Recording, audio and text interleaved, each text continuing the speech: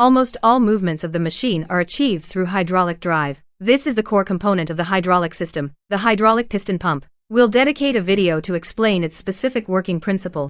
You can simply think of it as a jack. A jack's pressurization comes from manual force, but this piston pump's pressurization power comes from the engine. Then it directs hydraulic oil through pipes to cylinders or motors.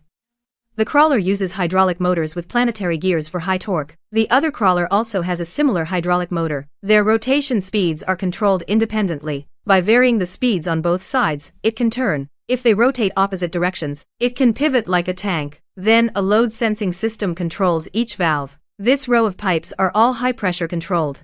The boom, arm, and bucket hydraulic cylinders. Each cylinder has 2 ports, 1 outlet and 1 inlet. The basic principle is like this. Inside the cylinder is a sealed piston. It separates the ports as outlet or inlet. When hydraulic oil enters from the front port, high-pressure fluid forces the piston backward. Via leverage, the arm extends forward. When oil enters from the rear port, it pushes the piston forward. Then the arm retracts. Other cylinders operate on the same principle.